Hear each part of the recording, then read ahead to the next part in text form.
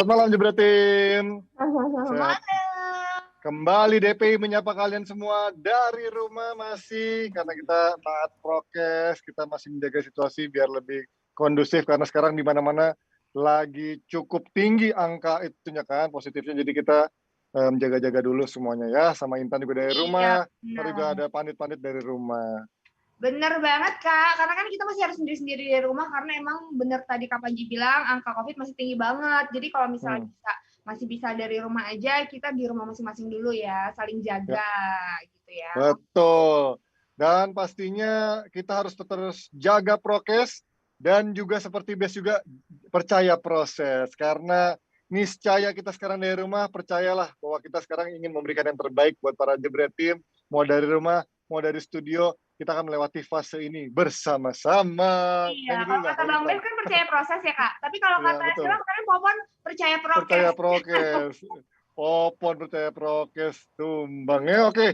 Tapi kalau kita ngomongin ini udah rame banget kan di Euro nih, ada kemarin Inggris juga, terus juga Ceko.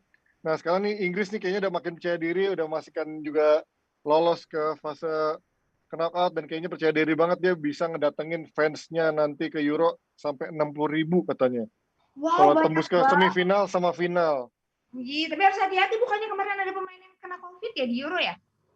Ada si Gilmore ya Scotland kan, cuman pemainnya Inggris tuh lagi isoman si Chilwell sama Mason Mount, makanya kemarin absen karena dia menjaga isolasi dulu untuk sampai situasinya aman dulu sambil dites ya.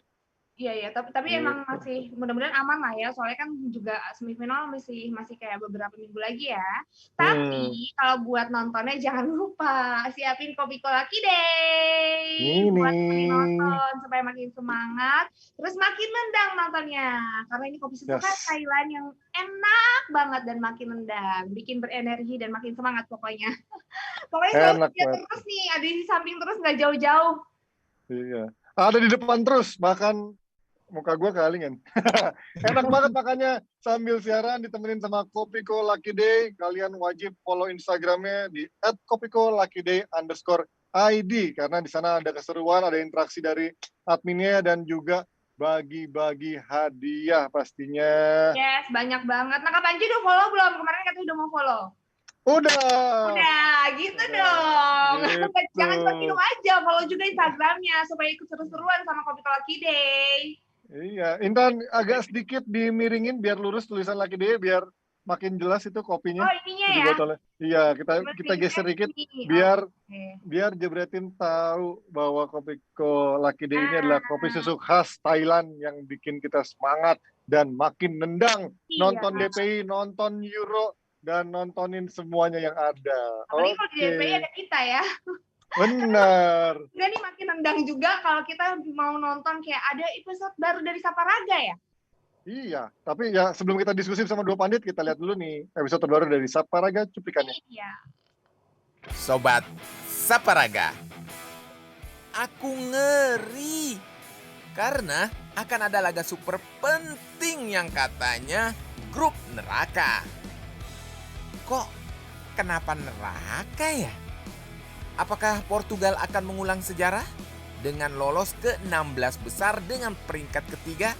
Jerman bakal ngeri-ngeri sedep. Tetap waspada kalian. Soalnya lagi seret gol juga Polandia, baru nyetak 1 gol di sini. Seret gol juga, samanya kayak Spanyol. Ngelihat Inggris main semalam, udah lumayan lah. Udah mulai ada perubahan gaya mainnya di babak pertama. Mau nggak mau sekarang Ceko di posisi ketiga buat berebut 1 tempat buat jadi peringkat 3 terbaik. Atau ini strateginya Kroasia ya? Biar dia di peringkat 2 dan nggak harus ketemu grup neraka duluan di 16 besar.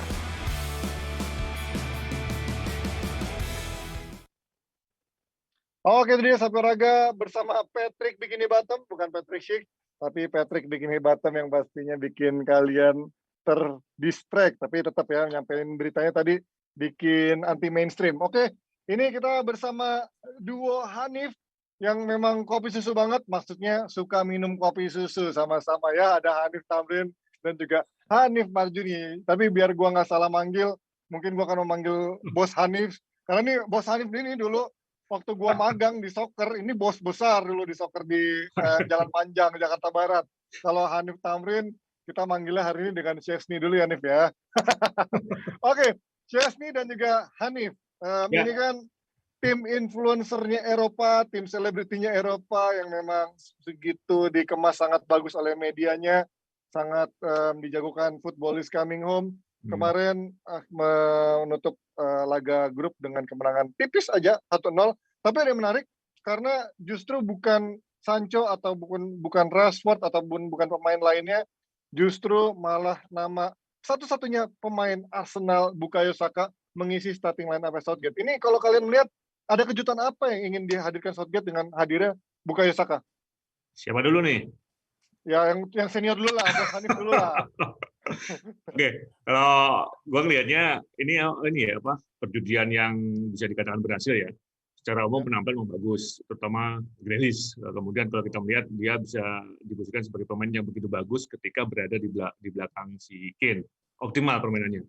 Tapi sebenarnya tidak mutlak, artinya memang lebih bagus dibandingkan secara umum penampilan Sterling dan juga Philip dan juga Rice ya. Tapi dia begitu mengejutkan banyak pihak dan saya pikir itu menjadi opsi yang paling tidak bisa dipertimbangkan untuk pertandingan berikutnya. Dan Saka bagus, terutama memang ini menjadi pemain yang menurut saya sangat layak menjadi man of the man karena kalau melihat dari statistik yang ada, dia bisa melakukan 5 kali dribble sukses dari 7 kali yang dilakukan. Jadi ini menjadi sebuah catatan yang menarik, catatan yang bagus, bagaimana pemain yang sangat muda, jarang atau kurang caps-nya dari 20 kali bersama timnas, tapi bisa tampil meyakinkan. Seperti itu ya. Gimana nih, lo ngelihat Bukayo Saka sebelum kita bahas Grealish, ini kejutan apa? Di sana ada pemain lain seperti Rashford dan juga Sancho gitu ya, akhirnya dibangun cadangin. Ya, jadi gini ya, Jemba-Jemba. Gagal dong di MU. Jadi kan ini adalah sebuah pilihan yang diambil oleh Southgate. Sebenarnya nggak mengejutkan. Kalau kita lihat permainan Bukayo Saka di Premier League pada musim kemarin itu kan sangat berkilau basically. Dan sebelum laga dimainkan itu ini bold banget statementnya yang membuat artinya dalam artian pemilihan line up ini bahwasannya Jadon Sancho adalah pilihan terakhir dari 6 opsi gelandang serang yang ada di Inggris. Dan itu membuktikan bahwasannya Southgate ini tentunya bukan pelatih yang bodoh gitu. Dia paham bahwasannya ada pemain yang memang mungkin secara mental lebih siap. Makanya ketika sebelum laga dimulai si Bukayo Saka ngomong kan, dia minta advice sama Southgate, oke, gue masuk starting 11, dia bilang, lo main kayak biasa aja, yang biasa lo lakukan. Nggak usah melakukan treatment spesial. Dan itu yang benar-benar diperlihatkan oleh Saka. Dalam artian dia berani penetrasi, dia jarang sekali kehilangan bola, dan work rate-nya sangat tinggi. Sehingga akhirnya dia terpilih sebagai man of the match. Dan melihat struktur permainan dan transisi serta pergantian pergerakan antara Jack Grealish, kemudian juga ada Saka di sana, dan pastinya Raheem Sterling yang merupakan pemain senior yang paling dipercaya oleh Southgate, akan sangat sulit melihat Southgate mendrop ketiga pemain ini di 16 besar nanti. Terlebih karena Mason Mount kan juga masih disuruh isolasi mandiri setelah kemarin berinteraksi ya sama si Billy Gilmore gitu. Oke. Bentar, ini gue sebelum kita bahas Grealish, ini admin duanya siapa ya? Kita blok aja kali ya. Dia tadi ngebahas soal Arsenal berkilau, ini kayaknya fans Arsenal nih. Tuh kan, udah ngamuk-ngamuk tapi jebret tim. Sama gini, emang kalau melihat penampilan Saka ya, itu menjadi salah satu trending topik di media Inggris saat ini ya. Tapi jangan lupakan juga kenapa dia bisa menari-nari, kenapa dia bisa melakukan 5 kali dribble sukses. Karena yang dihadapi, kalau melihat penampilan Ceko kemarin, terutama di sisi kiri, tidak begitu optimal. Back kiri misalkan si Borir ya, sama si gelandang putranya, si Southgate itu, beberapa kali menurut gua nggak begitu optimal. Dengan tidak optimalnya mereka, ya mudah bagi Saka yang menunjukkan talenta terbaiknya. Kebetulan ada sentuhan psikis sebelumnya. Gitu. Apa itu? Sentuhan psikis apa itu sebelumnya? Ya itu salah satunya dari pelatih Southgate kan sempat silakan lu main seperti halnya di klub, nggak usah ragu bagaimana. Nah, paling itu kan satu pendekatan yang luar biasa yang dilakukan oleh seorang pelatih pada pemain yang minim jam terbang di level internasional. Oke, kalau dari sisi Grealish sendiri ini kan udah banyak yang minta emang dari sebelumnya ini pemain bisa menghadirkan sesuatu gitu kan, apalagi dia dikenal pemain yang nekat untuk berani cut inside, berani duel, berani ibaratnya nggak main aman untuk menjadi seorang untuk melakukan penetrasi. Memang dia layak menjadi starting lineup menurut kalian? Kalau dari gue sih layak ya. Harusnya Grealish justru lebih diberikan kesempatan untuk tampil sejak pertandingan pertama menurut gue. Karena dia dari kategori pemain yang masuk kategori maverick, yang dalam artian bisa membuat sebuah kejutan atau membuat situasi berbahaya out of nothing dengan imajinasi, dengan pergerakan, itu adalah Grealish gitu. Dan itu benar-benar didorong oleh banyak sekali pengamat sepak bola. Bagi Southgate mencoba memberikan ruang untuk si Grealish ini bisa masuk ke starting 11 gitu kan. Tapi kan skillful no vision nih, kalau kata Coach Justin. Ya, itu dia Ji. Kalau lo lihat kemarin justru kan terbukti dia memiliki final pass dan end passing yang ada sebenarnya. Berarti punya tergantung visi, ya? Iya, tergantung dia dimainkan dalam role apa Ji. Kalau kemarin lo lihat dia kan diberikan free role seperti yang dia mainkan di Aston Villa persis. Sehingga kalau lihat dia sering sekali si Grealish ini dijatuhkan, bahkan sampai si pemain bertahannya ini lawannya sampai nanya kan, sampai gimana ya caranya gue bisa matiin Grealish, dan akhirnya dia sampai nanya ke John McGinn. John McGinn bilang, lu puji-puji aja dia karena dia ini akan pujian. Akhirnya dia bilang dia memuji betapa bagusnya betis Grealish, kemudian betapa bagusnya rambut Grealish gitu kan, sampai segitunya gitu Ji, yang diulik gitu. Dan itu membuktikan memang sebenarnya dia memiliki level maverick yang memang ada harusnya di tim Inggris. Karena kalau lihat di 2 pertandingan sebelumnya, ini kan miskin kreativitas, Ji. Terutama pertandingan lawan Scotland. Dan ini adalah memang sesuatu yang dibutuhkan oleh Inggris untuk break the deadlock.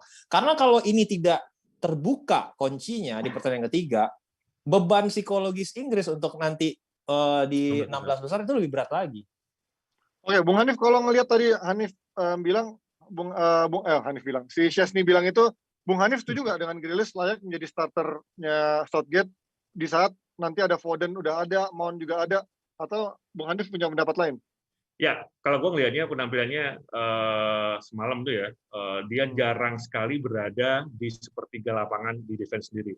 Ini menjadi satu indikator yang tepat, paling tidak kreativitas itu mulai ada dengan penampilan dia yang memang bisa dikatakan lugas dan cukup bagus ketika harus memulai, jadi dia build up dan lebih bagus kalau dibandingkan dengan sebelum-sebelumnya, termasuk juga dengan khusus di laga itu ya, termasuk juga dengan si Sterling. Jadi menurut gua dia butuh 3 atau 4 laga lagi, saya pikir layak untuk diandalkan. Udah habis dong 3-4 laga lagi turnamen. Bukan laga timnas sebelumnya, bukan di sini. Tapi pertanyaannya tadi, apakah layak untuk diandalkan dengan kapasitas penampilan dan klub? Ya sangat mungkin terjadi gitu. Tapi pertanyaan gue kembali adalah untuk di turnamen ini gitu, apakah dia pantas harusnya jadi starter dari awal dibandingkan pemain-pemain lain yang ada gitu? Dia terbukti bagus ketika menghadapi tim dengan pola defensif yang bagus ya, terbuka tahap itu ya. Yang... Tapi dia belum teruji ketika menghadapi tim dengan permainan cepat, Jerman misalnya. Nah ini yang harus benar-benar. Itali ya. Itali bisa lah. Tapi kalau melihat penampilan kemarin, Jerman bawa penyisian ya, itu lumayan cukup diperhitungkan kalau melihat dengan kapasitas yang ada. Tergantung karakter lawan sih menurut gue, Ji. Ketika melawan tim-tim dengan capability fisikal yang lebih bagus seperti Jerman, Grealish akan memiliki disadvantage dalam hal ini karena kan dia kan sering keep ball lebih lama, sering banget dilanggar. Nah, untuk hal-hal seperti ini, Mason Mount adalah pemain yang lebih baik. Tapi ketika Inggris menghadapi tim-tim dengan low block, dengan pendekatan bertahan yang lebih sering, nah pemain-pemain seperti Jack Grealish ini adalah kunci untuk bisa membuka itu, setidaknya dengan kemampuan individunya. Artinya skemanya Southgate sekarang benar-benar, karena ini kan berubah mulu ya dari kecuali mungkin back tengahnya udah hampir pasti Stones dan juga Maguire, karena Maguire cedera aja sama Pickford, tapi dan juga Kane di depan, artinya dan juga 2 pivot ya, artinya selain itu akan terus berubah tergantung lawan yang menurut kalian. Kalau melihat dari penampilan kemarin, akan sangat riskan jika berubah sangat drastis. Karena kita tahu sebenarnya dari beberapa permainan Inggris minimal dalam 5 laga terakhir, termasuk di Euro kali ini, mereka memang cukup bagus dengan menempatkan di bawah pivot. Artinya kalau harus berubah-ubah sekalipun dengan menyesuaikan lawan yang dihadapi, akan menjadi hal yang sangat riskan. Semalam menurut gua penampilan terbaik dari Inggris selama ini. Dari 3 pertandingan maksudnya? 3 pertandingan, iya, dari 3 pertandingan. Bukan sebelumnya ya, tapi 3 pertandingan selama ini. Oke, nih Kalau Vini, buat kita sekarang masuk aja langsung ke lini Ya. depannya Harry Kane yang masih tunggu cetakan golnya yang udah dibilang pemain 120 juta, 180 juta sampai sekarang belum cetak gol. Ini peran apa sih yang dia jalani di timnasnya Southgate sekarang setelah dulu dibully eranya Hodgson cuma jadi pemain dengan corner kick, sekarang menjadi pemain apa? Menjadi pelayan kah dia di sini perannya? Ya kalau kita lihat kan ini perubahan formasi yang dilakukan oleh Inggris sejak dari turnamen sebelumnya. Dia lagi fase adjusting menurut gua 4-2-3-1 di babak pertama ketika Inggris unggul shifting ke 4-3-3 dan bermain lebih pragmatis.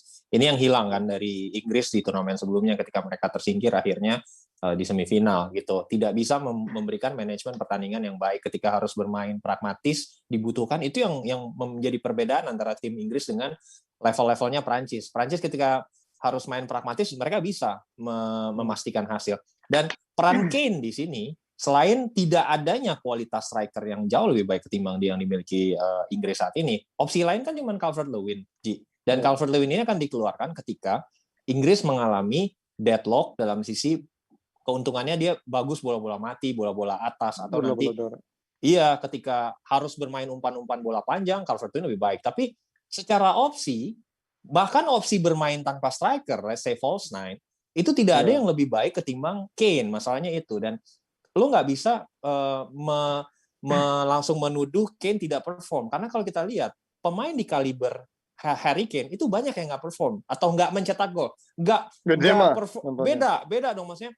Nggak mencetak gol belum tentu nggak perform karena dia memainkan perannya kan, dalam artian mungkin dia bisa karena 3 gelandang serang yang dipasang bisa jadi bergantian masuk. Dan kalau kita lihat di kalibernya Kane banyak loh yang nggak perform di turnamen besar, contoh Thierry Henry gitu, Giroud gitu di tapi nggak ada bukan di level Harry Kane itu maksud gua contohnya Luca Toni 2006 Luca Toni itu baru kembali dari 3 musim top scorer, 1 di Fiorentina, 2 di Bayern Munich. Tapi dia nggak perform loh, cuman cetak 1-2 gol di Piala Dunia. Dan maksudnya nggak necessary dia jadinya performanya jelek, tapi dia memainkan peran yang diminta oleh pelatih untuk dia. Dalam hal ini untuk drive pemain belakang untuk bisa fokusnya ke dia dan membuka ruang untuk pemain lain yang dalam hal ini ada 3 gelandang serang yang dirotasi oleh Gareth Southgate. Oke, Bung Hanif Marjuni, ini apakah bentuk dari ya apa yang dia selama ini pelajari dari eranya Jose Mourinho? Kan dia memang bermain lebih ke dalam, bahkan asisnya cukup banyak di musimnya Jose Mourinho musim kemarin ya. Apakah memang sekarang perannya dia lebih banyak minta bola ke tengah dan juga lebih fleksibel gitu dibanding menjadi benar-benar ujung tombak yang harus menjadi goal getter Inggris? Ya, sebenarnya kalau dari formasi, kalau kita berbicara taktikal ya, menurut gua Kane menjadi target man. Tapi dalam prakteknya kalau kita melihat dalam 3 laga yang di Euro kali ini, terlihat sekali dia lebih banyak sebagai pemain pemantul dan itu lebih berfungsi maksimal andai saja dia dimaksimalkan sebagai target man. Nah, kalau melihat deretan pemain-pemain yang ada di belakangnya, praktis sebenarnya kekuatan utama Inggris itu lebih di lini tengah yang kita tahu ada beberapa penari. Nah, ini sayap-sayap ya lebih banyak dimaksimalkan oleh pelatih, bagaimana Kane sebagai pemain pemantul atau fungsi lain, dia hanya sebagai perusak, bukan goal getter. Nah, ketika itu terjadi, maka beberapa gelandang, Saka termasuk Saka, Sterling, kalau kita melihat bahkan Sancho pun juga bisa maksimal, sehingga second line yang bisa mengambil keuntungan. Di beberapa pertandingan kita lihat itu yang menjadi salah satu fakta dan memang peran Kane tidak maksimal sebagai target man, tapi ketika dia difungsikan sebagai pemain pemantul, lini kedua bisa mengambil keuntungan. Contohnya gini deh, Ji. Ketika Real Madrid main 4-2-3-1, top skornya Ronaldo bukan Benzema, Ji. Betul. Tapi minimal ada pemain yang juga bersinar gitu kan. Karena jelas kayak Harry Kane kemarin di Tottenham waktu dia sedikit nurun dari gol, asisnya naik, tapi juga golnya Son juga ningkat. Nah, ini kan di Inggris belum juga ada yang stand out gitu. Soalnya Inggris lagi dalam proses, bro. Raheem Sterling, bos. Udah 2 gol Raheem Sterling. Kita harus memberikan kredit lah. Iya. Sterling, iya. Maksud gue ya Sterling 1 gol. Cuman kan dengan pemain sekaliber ini harusnya ada lebih dari gol. Inggris kan golnya juga baru berapa gitu dibanding tim-tim besar lainnya kan. Ya. Minim banget jumlah golnya. Menurut gue salah satu lagi dari kurangnya keringnya gol Kane ini karena nggak banyaknya bola-bola mati yang dalam posisi berbahaya yang bisa dieksekusi sekarang oleh Inggris gitu. Kalau direct free kick kan di Tottenham dia yang pegang. Dan dengan tidak adanya Kieran Trippier di lini starting 11 pasti tugas set piece itu ada di Kane. Oke. Ya kalau Oke, menurut gua ini persoalan produktivitas itu agak lain ya. Kalau melihat apalagi tim ini bisa dikatakan belum matang banget gitu. Tapi ada ya, risiko ketika itu masih dalam berproses. Dan Inggris kalau kita melihat dalam 3 laga itu salah satu yang menjadi nilai plus mereka lebih kemampuan dalam bertahan. Nah, sayangnya kemampuan dalam bertahan ini belum bisa diimbangi secara maksimal di kemampuan mereka dalam mencetak gol. Tapi saya yakin dengan situasi yang ada, apalagi dengan pemain muda yang tadi kita sebut penari-penari ini, mereka bisa optimal. Tapi sekali lagi Ji, bisa jadi itu sudah terjadi di Piala kali ini. mau nanya Ji, apa masih yakin apa nih Ji, Chesney? Jadon Sancho seharga 80 juta dari 6 pemain nggak bahkan dikonsider Ji. Hah? Nggak apa-apa, Pak. Opsi Nggak apa-apa. terakhir.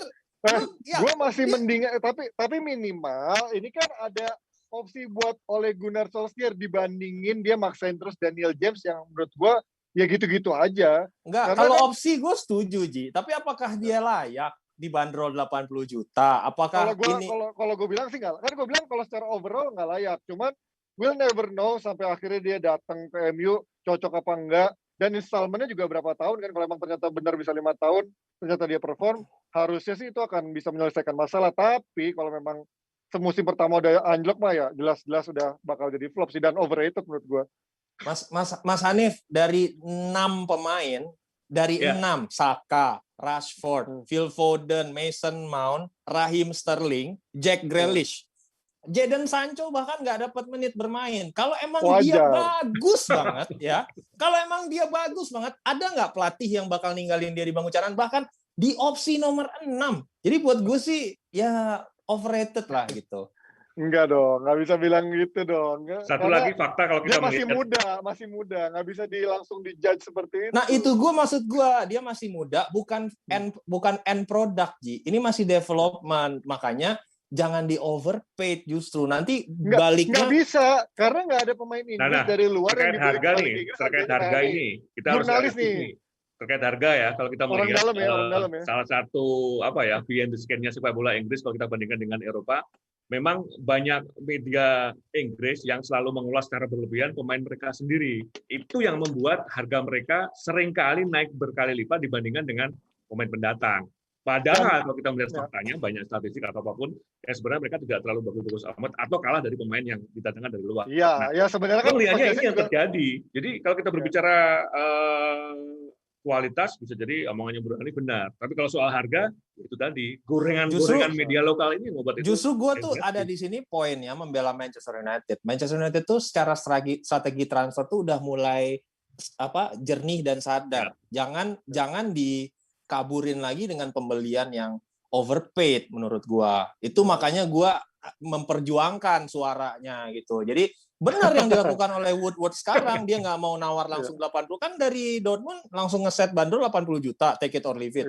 Benar dari Woodward sekarang nawar-nawar. Jadi fans Man United jangan ngadi-ngadi bilang, wah ini nggak benar negosiasinya. Justru dia ingin membeli di harga yang pas. Kalau enggak, nggak ketemu harganya, ya lu jangan beli. Karena lu Manchester United, harusnya pemain itu begging buat pakai seragam lu. Itu poin gue. Kan udah nggak lama nggak juara, jadi nggak begging. Beda cerita sekarang. Nggak, tapi kalau ngomongin itu kompleks lah, karena kan pemain Inggris selalu akan menjadi fenomena beda dibandingin pemain-pemain lain. Kita setuju lah bahwa banyak pemain dengan kualitas mirip di Prancis, di Jerman, di Belanda, pasti dengan harga 10 juta, 20 juta bisa dapat. Sementara pemain Inggris bisa 4 kali lipat. Oke, kita beralih sedikit dari Inggris. Calon lawannya menurut kalian nanti di fase knockout sesulit apa nanti? Dari grup mana berarti fixnya? Calon lawan Inggris. Mas Hanif nih biasanya tahu nih calon lawannya nih. Bentar, gue juga ini. Kan berarti antara grup, ini kan grup D nih, dia akan ketemu yang grup udah mana fix lawannya kan Italia doang lawan Austria. Sisanya belum kan? Nungguin ini kan, nungguin peringkat malam ini ya. Iya. Berarti kemungkinannya grup D ini akan ketemu grup mana ya? D ini grup ada klasemen sementara peringkat 3 terbaik. Kalau dengan komposisi skuad seperti ini dan juga permainan yang ya rata-rata air lah, kita ngeliat biasa banget permainan Inggris sekarang di luar pemberitaannya, menghadapi tim yang kemarin begitu tampil stand out kayak Italia, Jerman yang juga udah bisa panas juga, Belanda yang ternyata ya walaupun grupnya nggak begitu berat ya, Belanda juga tapi tampil cukup meyakinkan. Akan seperti apa Inggris kalian melihat Inggris menghadapi tim-tim yang memang udah historical, punya story kuat lah. Runner up grup F, Ji. Orang Inggris, grup Ji. F, oke. Lawannya, Ji, siapa tuh, Ji? Halo, ini Kira-kira sekarang maaf, siapa? internet gue jelek. Bentar. Jerman ya? Hah? Oh, antara Jerman atau Iya. ya kan Portugal. Prancis Jerman ketemu kayaknya Portugal yang akan kita bahas. Berarti sementara Iya. Jerman ya. Iya. Oke. Enggak, tapi kemungkinan kalau Prancis ketemu Portugal kan itu pasti hasilnya jelas. Jerman ketemu Hungaria, enggak, Prancis ketemu Portugal akan sangat tricky. Jerman ketemu Hungaria udah hampir pasti Jerman menang. Ya. Artinya antara Prancis atau Jerman Prancis atau Portugal yang akan menjadi lawannya Inggris nih kira-kira. Tapi kalau kalian melihat, let's say ketemu Prancis atau Portugal, Inggris sekarang. Ya, kalau gue ngelihatnya memang agak lumayan di penampilan Bapak Nyisian ya. Tapi ketika nanti bertemu dengan Jerman atau Portugal dan Prancis, harus berpikir ulang lah. Artinya dalam hal ini gue ngelihat bisa jadi langkah Inggris terhenti di babak ini. Masa 16 besar. Oke, Nif, lo ngelihat Chesney, lo ngelihat timnas Inggris menghadapi Portugal atau Prancis gitu, seandainya. Ya, kalau buat gua ada satu hal yang improve menurut gua dari permainan Inggris itu adalah kemampuan bermain pragmatis atau mempertahankan keunggulan gitu. Itu adalah satu poin positif karena di turnamen sebelumnya di Piala Dunia menurut gua mereka hanya memainkan satu pola yang sama dan kalau itu udah deadlock udah nggak ada opsi B gitu. Sekarang udah bisa lebih memainkan berapa opsi 4-2-3-1 sama 4-3-3. Yang mengkhawatirkan buat gua adalah ketika di World Cup kemarin itu set piece-nya bagus banget, Ji. Gitu. Ya, ada Trippier yang bisa sih menjadi opsi, kemudian juga bola-bola atasnya tuh bagus gitu. Ada Maguire di sana. Ya. Iya, ada Maguire. Ini yang belum kelihatan di 2 pertandingan awal dan gua khawatir ketika Trippier nggak ada di starting 11, siapa yang akan ngambil corner? Yang benar-benar delivery-nya sebagus itu kalau Henderson nggak ada di starting lineup. Siapa yang akan ngambil free kick? Siapa yang akan ngambil penalti? Gitu. Ini akan menjadi sebuah dilema bagi Inggris karena kehilangan salah satu senjata terbaiknya ketika di Piala Dunia yang lalu. Yang 2 pertandingan kemarin tuh nggak kelihatan. Nah, kalau lawannya Prancis, ini gue agak-agak pesimis dengan kansnya Inggris karena mereka punya pengalaman dan secara di atas kertas skuadnya paling komplit gitu. Ya, nah, kalau ketemu Portugal menurut gua masih ada kemungkinan, Ji, gitu. Karena Portugal pun penampilannya masih on and off, terlebih memiliki kelemahan di bek kanan. Ketika Joao Cancelo cedera ya, yang ada di situ Semedo akhirnya itu dibombardir kan sama Robin Gosens dan penggantinya harusnya kan si Ricardo Pereira sebenarnya yang diambil dari Leicester yang tampil sebenarnya bagus banget tapi nggak dipanggil. Jadi kalau ketemu Portugal, gue masih ada ngerasakan. Tapi kalau Jerman ngelihat begitu kayak mesinnya mereka bermain dan secara kualitas fisik lebih oke, kalau main keras gitu, gue rada-rada pesimis gitu kalau lawannya Jerman atau Prancis. Tapi kalau Portugal gue rasa masih ada kans. Ya, intinya dari gue tadi sama sih bahwa kalau kita melihat performa Inggris memang ada kenaikan ya, meskipun sebenarnya nggak signifikan. Tapi sekali lagi kalau bertemu dengan Jerman dan juga Prancis, kita tahu 2 tim ini acuannya soal penampilan di Euro ya. 2 tim ini di babak penyisian kemarin justru lebih bagus di babak kedua. Intensitas tekanan mereka juga lebih hidup dan lebih banyak melakukan tekanan ke lawan. Nah, sebaliknya dengan Inggris, kita tahu penampilan mereka ada kecenderungan nih di babak kedua lebih banyak bertahan dan penguasaan bolanya pun jauh lebih bagus babak pertama di babak kedua. Jadi itu yang tambahan yang gue melihat barangkali kalau ketemu 2 tim ini Inggris pulang lebih awal. Tapi gue pasti semuanya ketiganya sepakat sama satu hal. Kalau penampilan Luke Shaw tadi malam nendang hanya 3. Makin nendang hanya 3 kopi gue lagi deh. Mampus pakai kemarin banyak yang bilang Luke Shaw main otot doang. Itulah Luke Shaw. Oke, ini masih di grupnya Inggris. Sedikit aja Kroasia yang kemarin dibilang dengan proses regenerasinya udah mulai menuju ujung karena pemain-pemainnya udah mulai memasuki masa usia tua semua pemain bintangnya. Tapi ternyata kemarin musim ini udah kembali panas. Lihat sekarang tanpa Mandzukic, tanpa Rakitic, ternyata Kroasia berhasil menyalakan mesinnya dan tampil cukup baik. Kalian melihatnya sejauh ini seperti apa, Hanif dan juga Chesney? Ya, Chesney. Oh, Siasin dulu, gue dulu siasin nih. dulu lah. Oke, Apalagi yaudah. Modric ya. Modric bener-bener gila banget mainnya kemarin menurut gue. Ya, ini emang masalah pengalaman yang berbicara kan. Scotland Iya. adalah antitesis ya, bermain sangat Iya. long ball, pragmatis gitu kan. Ketika satu skema ini tidak berjalan dengan baik, ini Scotland nggak ada opsi yang lain gitu kan. Sehingga cepat atau lambat itu low block-nya akan terbuka, terutama ketika Kroasia ini memiliki pemain-pemain yang punya tembakan dari luar kotak penalti itu sangat bagus, Kenceng. terutama Modric gitu kan. Iya. Dan kalau kita lihat praktis komposisi pemain selain striker itu tidak berubah dari turnamen besar sebelumnya. Itu yang memberikan pengalaman yang berbeda ketika dalam situasi tertekan di Kroasia yang memang maju cukup jauh di Piala Dunia kemarin. Jadi kalau kita lihat ini masih bisa berbicara nih Ji, kalau ketemu lawan-lawan yang memang rapuh gitu di counter atau atau nggak punya opsi B gitu kayak si Scotland. Jadi buat gua ini adalah terakhir kalinya nih si generasi ini bermain bersama, karena mau nggak mau di turnamen berikutnya ini udah kelar ganti, udah kelar. Iya. Dan kalau kita lihat kan nggak ada generasi kedua yang bisa cukup diandalkan dari pemain-pemain Kroasia saat ini. Oke. Ya, kalau gue gitu gini ya. Ya, Kroasia bisa dianggap mengejutkan, dan sebelum turnamen kemarin salah satu media ternama di mereka mengulas bahwa salah satu kekuatan Kroasia itu selalu menyerang atau lebih banyak tercipta gol dari sisi kiri mereka. Yang kalau kita melihat penampilan ini tergantung pada Kovacic dan juga Perisic, dan terbukti sepanjang turnamen kali ini dua pemain ini, terutama ketika mereka bermain di kiri, begitu diandalkan. Hampir 60% serangan dari mereka. Nah, pertanyaannya apakah ke depannya mereka sudah bisa mencari pengganti minimal main muda dari dua nama ini. Nah, kalau melihat bagaimana tim-tim lain bisa mengimbangi Kroasia, biasanya ketika mereka bisa mematikan dua pemain ini, maka mereka bisa menangkan Kroasia. Jadi persoalan sekarang, mau nggak mau Kroasia ya harus mencari pengganti dua pemain. Calon lawannya Swedia, Ji. Calon lawannya Swedia, lewat. Lindelof ya, kelar ya, Lindelof. Bertahan total. Oke, ini calon lawannya dari grup E, bukannya harusnya runner up ya? Tadi kan kalau lihat di bagannya antara grup juara grup F atau runner up grup apa tuh tadi kalau lihat di bagannya. Oke, ini ya.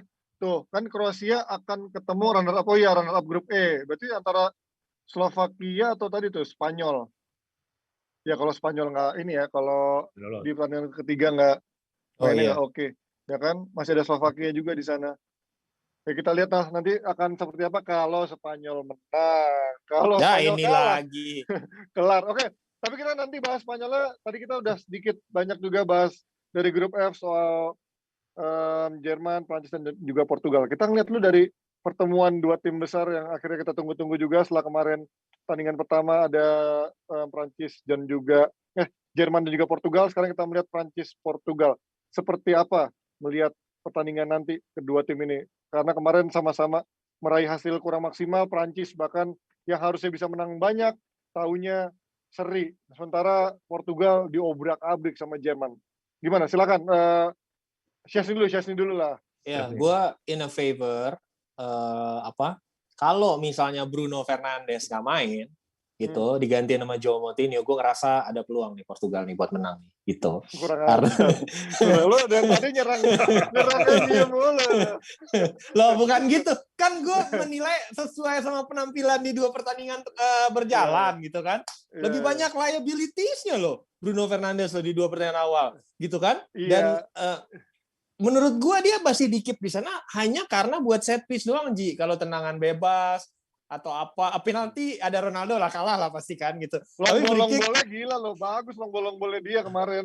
Iya, tapi maksud gue, Ji, ketimbang João Moutinho, menurut gue lebih aman permainannya Portugal ketika bersama João Moutinho. Kecuali nih ya, si Portugal tidak bermain dengan dua gelandang bertahan. Sekarang kan teknisnya dua pertandingan pertama main dengan dua gelandang bertahan. William Carvalho sama Danilo dimainkan bersamaan kan. Kecuali dia main tiga gelandang, satu pivot doang dengan dua gelandang penyeimbang. Nah itu harus dimainin Bruno Fernandes justru. Nah ketika ini mainnya seperti ini, dan kalau mengacu ke pertandingan sebelumnya melawan Jerman, di mana bahasa tubuhnya ketika kehilangan bola justru nyalahin pemain lain dan lain sebagainya, attitude-nya seperti itu.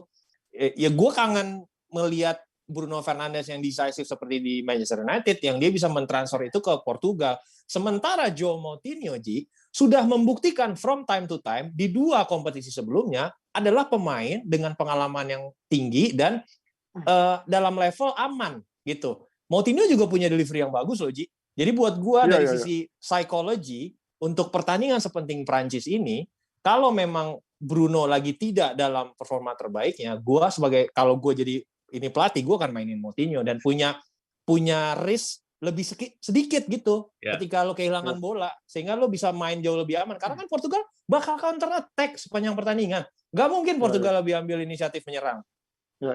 Oke, Bung Hanif, kalau ngeliat Portugal dengan Bruno tadi juga dibahas sama si Syasmi ini kan, kita juga ngeliat bukan cuma Bruno gitu, banyak pemain lain Portugal termasuk Bernardo Silva yang begitu outstanding di City juga hampir tenggelam juga di Portugal menurut gua ya. Bahkan Jota pun yang begitu bersinar tapi sangat maruk yang menurut gua nggak teamwork lah. Lo melihat apakah ini memang murni Bruno tampil buruk karena dia secara individual atau memang banyak pemain lain yang juga nggak mendukung permainan dia di timnas?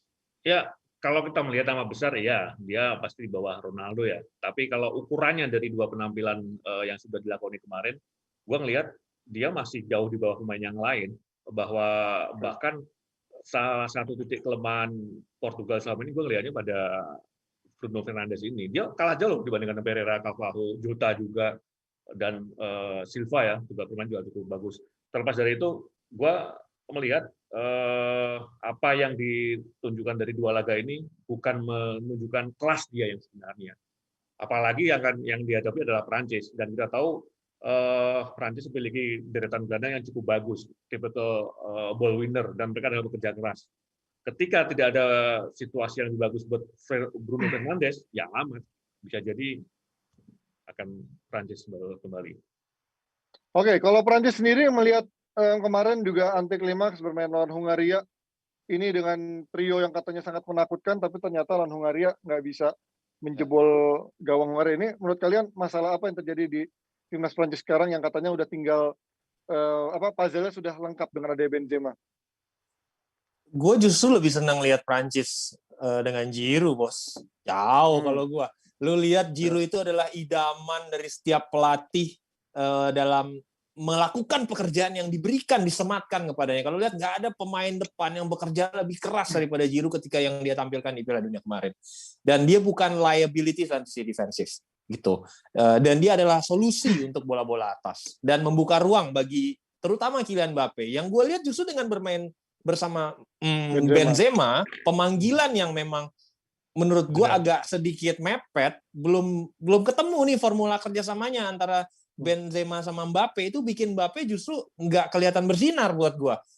Kalau bersama Giroud dia bahagia untuk memberikan panggung terbesarnya untuk Mbappe, dia sadar diri. Ya udah, dia memberikan upaya biar Mbappe lebih bersinar dan Griezmann gitu. Nah, ini yang belum ketemu nih, Ji. Ini yang coba terus dicari oleh Deschamps kan, dan dia selalu memberikan waktu untuk pemain-pemain kuncinya. Yang gua harapkan harusnya bisa ketemu di babak grup, karena kalau ini terus-menerus terjadi sampai babak knockout, gue merasa Prancis akan punya masalah.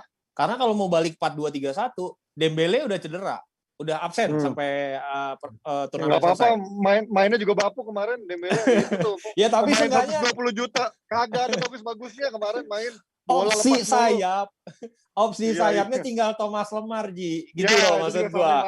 Kan? Itu. Jadi kalau dia mau main 4-2-3-1, praktis cuman Mbappe doang yang pasti di inside forward, di kirinya nggak mungkin Griezmann karena dia nggak punya speed kan gitu. Itu yang harus diaddress segera. Tapi dari sisi pengalaman dan komposisi pemain harusnya ya Prancis nggak ada di front foot ya. Pasti lebih diunggulkan.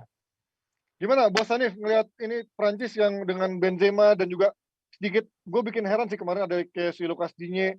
Ini kan pemain juga pas-pasan banget gitu ngelihat Deschamps pemanggilan sekarang, bikin heran nggak sih kok malah manggil pemain yang kurang perform juga, dan juga Benzema ternyata nggak bisa segitu nggak bisa segitu nyetelnya sama Mbappe dan juga Griezmann. Ya, memang kalau ekspektasi sebelum turnamen banyak banget yang Benzema bakal meroket atau tampil lebih bagus, dan faktanya memang belum terjadi. Tapi ini mirip kayak sedikit kayak 2002 ya, yang waktu 3 top scorer liga ternyata langsung kesingkir di grup tuh Piala Dunia, inget nggak yang dulu Cisse, Trezeguet sama Angri itu Ya, tiga-tiganya top Nah, scorer di liga, tapi- ternyata nggak bisa ngapa-ngapain.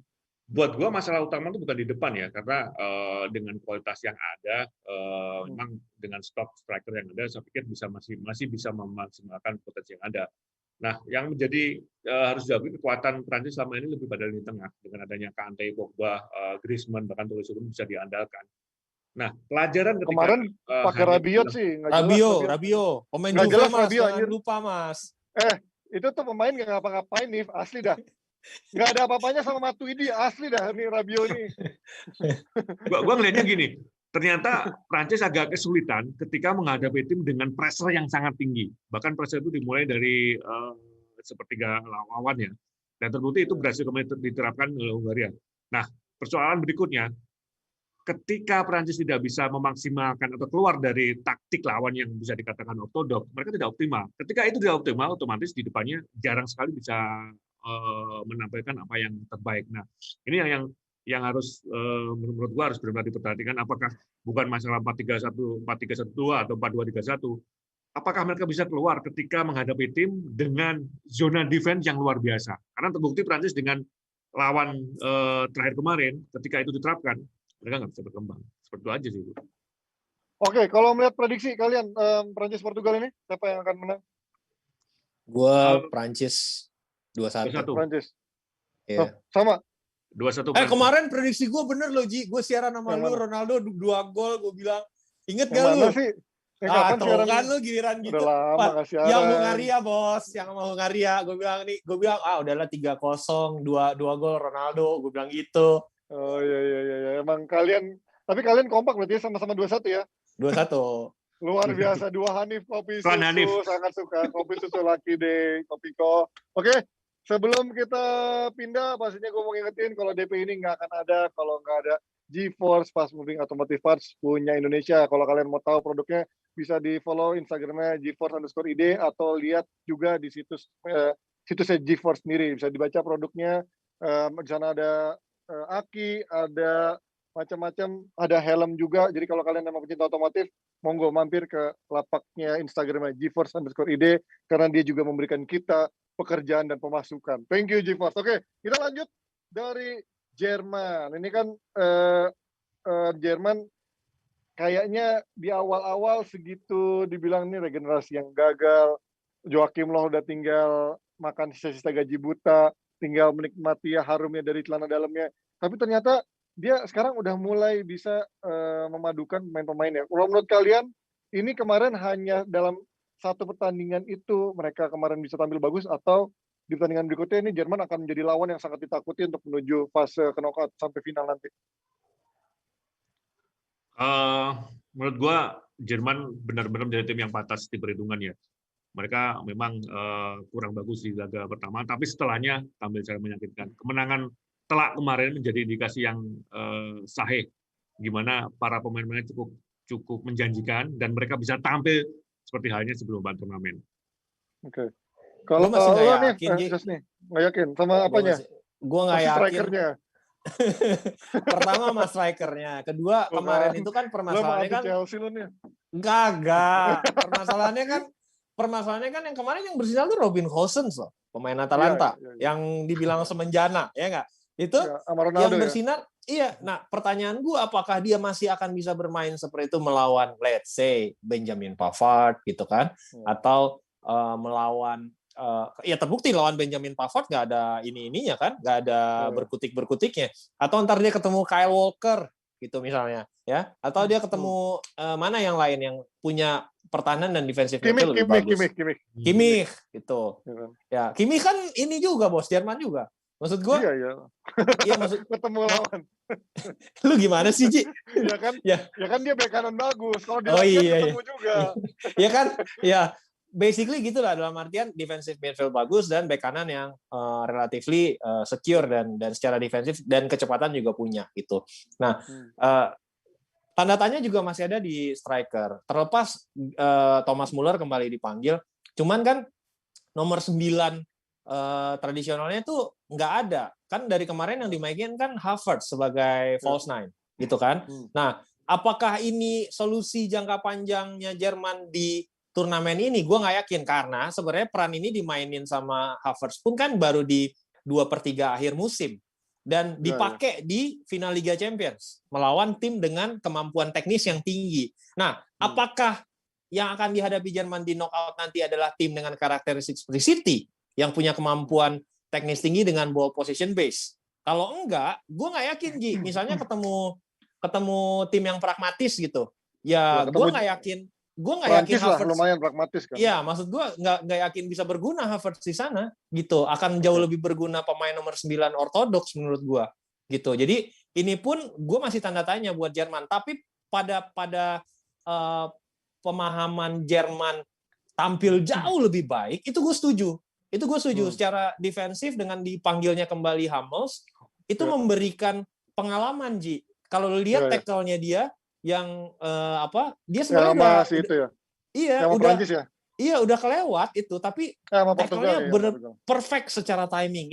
Itulah pengalaman. Lu nggak bisa beli itu. Sementara kalau tadinya cuma Matthias Ginter, Rudiger, sama satu lagi siapa sih sebelumnya? Niklas Sule yang di babak penyisihan dipakai sebelum final Euro. Itu kan nggak, ya beda, Ji, gitu kan, sampai sempat dibantai kan. Nah, ini yang beda. Itu pengalaman diimprove, penampilan benar-benar membaik. Cuman dalam hal ini apakah menjadi Jerman yang seperti di turnamen-turnamen sebelumnya, yang benar-benar super power dan bisa menjadi juara, gue masih belum lihat itu. Oke, kalau gue melihatnya gini, ada apa? Memang kalau kita melihat lini depan mereka belum ada yang menjanjikan ya, maksudnya belum ada pemain yang benar-benar menonjol dibandingkan striker yang belum menonjol dibandingkan yang lain gitu. Tapi gue ngelihatnya pelatih ini cerdas, artinya dia tahu bahwa itu salah satu kekurangan Jerman selama ini. Tapi itu bisa ditutupi dengan gemilangnya deretan gelandang. Siapa sih yang melakukan penampilan Kroos, Gundogan, Kimmich, bahkan Gusenberg yang awalnya tidak dianggap, tapi begitu diantar penampilan gemilang, sekarang banyak yang mengangkat secara bombastis. Nah, ini yang gue ngelihatnya memang tidak terekspos secara luar biasa, tapi pelatih tahu dan cerdas lini depan kekurangan mereka, tapi bagaimana itu bisa dimaksimalkan, bagaimana itu bisa mengejutkan, dan bagaimana itu bisa diperhitungkan. Sesimpel itu sih. Oke, sedikit aja sebelum kita jauh-jauh ke fase berikutnya, ada lawan Hungaria. Apakah akan ada kejutan seperti kemarin Prancis ditahan sama Hungaria menurut kalian? Tentu tidak. Satu, bermainnya di Allianz Arena gitu ya. Kemarin kan Prancis ditahan karena main di Hungaria full stadionnya. Gue bingung. Gila tuh rame banget. Gue bingung. Udah nggak ada COVID, vaksin semua soalnya. Maksudnya gue bingung. Yang lain kan kapasitasnya maksimal 50%. Tapi ini Hungaria full, bos. Gitu. Jadi pasti sedikit banyak berpengaruh terhadap psikologi pemain. Nah ini Hungaria tandang ke Allianz Arena. Jadi menurut gue pergi untuk dibantai. Gitu. Sesimpel itu. 3-0 lah buat gue. Bos Hanif? 2-0. 2-0. Hungaria ya, Bos Hanif ya? Ya kita kasih lah Timo Werner 1 gol di sini, nggak apa-apa kan, nggak penting. Jangan lupakan 9 dari 10 pertandingan Jerman terakhir selalu mencetak 2 gol, itu fakta. Wih. 9 dari 10 ya. Orang lama nih kayaknya nih, emang Bos Hanif umurnya udah di atas 50. Oke, kita pindah ke tim lainnya ini yang juga mengkhawatirkan timnas Spanyol yang memang keputusan Enrique sempat mendapat perhatian banyak, termasuk hanya mengundang 24 pemain dan juga tidak memakai pemain Madrid, dan sekarang terseok-seok karena penampilan yang kurang meyakinkan. Kalau melihat penampilan Spanyol sejauh ini dan sekarang di partai do or die-nya buat dia, seperti apa? Akankah ada kejutan yang diturunkan terutama dari lini depan yang menurut gua biasa-biasa banget lini depannya Spanyol? Nggak ada greget nih. Lawannya Chesney kan nih. Yoi. Kemarin kan udah. Oh, berarti lawannya kan Pamungkas lawan siapa? Sorry. Slovakia dong. Oh, Slovakia. Sorry. Lawan Chelsea kan udah. Kemarin kan lawan sorry, lupa. Iya. Bagus ya Chelsea di sana ya. Nggak ada yang muji ya. Apaan ya lawannya? Nggak kebobolan, Ji. Ya, nggak perlu dipuji. Emang kiper harus nggak kebobolan. Tuh kan, giliran nih. Susah nih emang kalau udah sentimen. Udah lanjut. Ini kalau lawan Slovakia juga mainnya cukup ya ala Eropa Timur lah. Yang benar-benar mainnya alot, main fisik. Banyak kekuatan juga di bola-bola set piece. Lihat Spanyol yang begitu mainnya rapuh ya belutnya. Dan juga kurang tajam. Ini seberapa besar kalian lihat peluang anak asuh Enrique untuk lolos? Gua ngelihat ada kans yang cukup ya buat Spanyol untuk menang karena kita tahu bahwa ini menjadi salah satu penentuan dan syaratnya satu, bagaimana Spanyol bisa mematikan Hamsik dan Kuka. Karena kalau melihat pertandingan sebelumnya, Slovakia ini selalu tertumpu pada dua nama ini. Oke lah, kita melihat bahwa Spanyol penampilannya sekarang inkonsisten, tidak seperti ketika mereka meraih beberapa gelar juara dalam 5 tahun terakhir. Tapi ini yang harus dihadapi dan ini harus benar-benar mereka harus bisa menyelesaikan. Slovakia adalah tim yang kita tahu seringkali bermain sporadis. Namun, kelemahan mereka, ketika dua nama ini dimatikan, alamat mereka bisa dikalahkan. Sesimpel itu. Oke. Nif, dari sisi Spanyolnya, lo melihat ini apa yang selama ini nggak jalan, padahal Enrique begitu yakin, walaupun memang dari sisi permainan sebenarnya mereka cukup bermain cakep gitu ya, cantik gitu, tapi dari sisi end produknya jauh dari harapan selalu. Satu yang benar-benar kerasa buat gua, nggak ada lagi pemain yang bisa bermain in the pocket, di kantung, di between the lines antara striker dan gelandang. Itu yang peran-peran yang sangat dimainkan dengan sangat baik oleh Iniesta, David Silva. Thiago menurut lu belum bisa mengisi itu. Thiago kan lebih kepada deep lying playmaker ya, Ci. Nah, itu dia bisa menjadi starting point aliran bola, bahwasannya itu benar. Itu penting, aliran David bola. Silva berarti ya, sekelas David Silva atau Iniesta. Sekelas David Silva, karena kalau lu lihat sebenarnya in terms of possession, Spanyol baik-baik aja.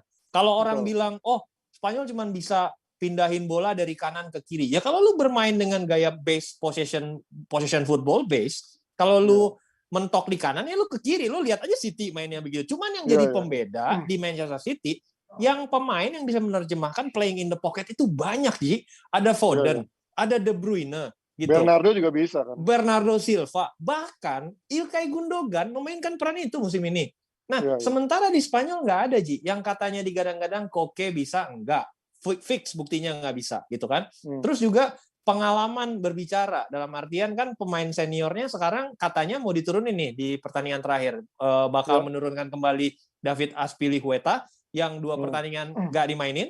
Kemudian bakal dimainin lagi nih Sergio Busquets, gitu. Dan menggeser perannya Rodri. Nah, dengan ini mungkin lebih ada ketenangan dalam artian yang tadinya bola ke kiri, ke kanan, ke kiri, ke kanan, berani nih memainkan passing yang lebih beresiko untuk di counter gitu. Kalau resiko nggak diambil kan buahnya juga belum tentu dapat gitu. Nah, 2 ini kekurangannya. Kalau memang Dani Olmo tidak bisa memainkan peran ini, menurut gue ya dia mau nggak mau ya harus sadar diri untuk diganti karena nggak terbukti nggak. Sementara Gerard Moreno jauh lebih baik lah gitu, Ji, secara pergerakan maupun efektivitas, walaupun belum cetak banyak gol, tapi seenggaknya dia layak diberikan kesempatan gitu. Kalau Morata kita nggak usah ngomong lah ya, sekalinya bagus, lebih banyak busuknya gitu. Iya, benar-benar nggak konsisten banget. Gimana buat melihat Spanyol sekarang dengan kondisi ini, apa yang harus dirubah nanti pertandingan Slovakia?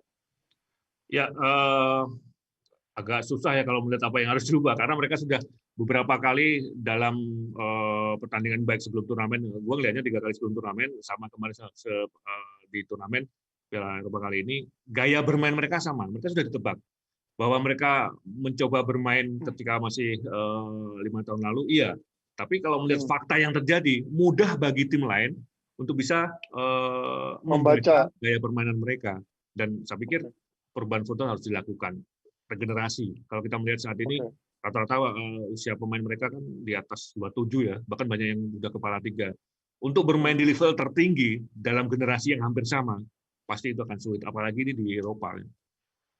Oke, ini kan Enrique bahkan kayaknya santai-santai aja nih, katanya kalau misalkan dia tersingkir pun dia belum ada indikasi mau tahu diri untuk mundur. Tapi kalau kalian melihat prosesnya Spanyol dari kemarin ajang kualifikasi sampai sekarang Euro, kalian melihat apa yang dilakukan Enrique, apakah dalam track yang baik atau menurut kalian justru ya jalan di tempat?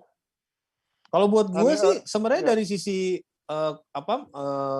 filosofi permainan, dia udah melakukan apa yang seharusnya dilakukan, Ji. Bermain dengan gayanya Spanyol, kemudian yang kurang dari Spanyol, balik lagi kualitas individunya yang nggak ada, Ji. Yang orang akhirnya membandingkan dengan Spanyol terbaik versi lama. Di situ ada Xavi, Iniesta, David Silva, gitu kan. Selama pemain-pemain ini tidak diproduksi lagi oleh Spanyol dan mereka memaksakan bermain dengan metode permainan yang sama, siapapun pelatihnya bakal bakal menghadapi situasi yang sama menurut gua. Jadi buat gua Enrique nggak ada terancam kok posisinya karena dia udah memilih pemain yang memang di posisi itu yang adanya ya itu sekarang gitu. Contoh kayak Fabian Ruiz gitu. Dia kan salah satu pemain terbaik di Napoli. Tapi apakah dia diturunkan? Enggak, gitu. Apakah dia jadi starting 11 gitu? Week in week setiap pertandingan? Enggak kan? Diganti-ganti kan sama Koke, Thiago. Itu aja nggak memberikan ruang regenerasi kan sebenarnya. Itu harusnya diberikan sejak Enrique ini sebelum Enrique bertugas udah diberikan porsi seperti Fabregas dulu lah. Dia tuh dipasangin sama Xabi Alonso, sama Xavi, sama Iniesta gitu. Jadi pengalamannya ke transfer. Kalau ini menurut gue udah telat. Jadi pemain-pemain semenjana yang ngisi kayak Koke gitu, yang gitu-gitu. Oke. Jadi Ya, kalau proses menurut gua transfer ilmunya ya. Kalau menurut gua sudah saatnya Spanyol bisa belajar dari Jerman di 2007 yang lalu ya. Bagaimana mereka setelah gagal total, mereka berusaha berani untuk maksimalkan talenta pemain muda dan 2014 mereka memenuhi hasilnya. Kalau melihat skuad yang ada saat ini, beberapa bisa dikatakan potensial.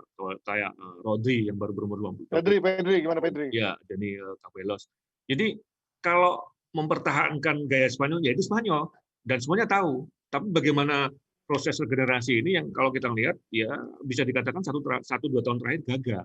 Jadi ini harus benar-benar menjadi salah satu fokus bagaimana mereka bisa bersaing lagi. Kalau hanya mempertahankan yang ada saat ini, ya sulit. Italia, Jerman, Inggris pun juga sudah mulai melakukan perubahan, bahkan tim lain yang selama ini bisa dianggap kalau bahasanya Bro Hanif tadi semenjana. Ini yang harus dilakukan ya. Mau apa lagi kalau mengharapkan yang ada saat ini akan sulit bersaing.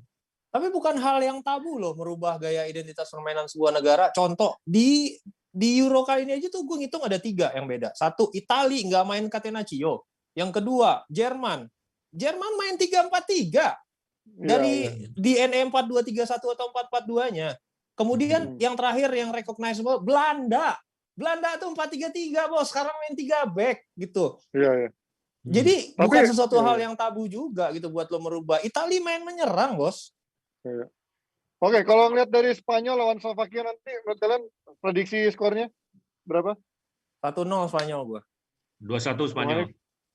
Berarti Spanyol aman ya, nggak ada yang memprediksi Spanyol akan terjungkir dari. Nggak amannya ntar di knockout Ji.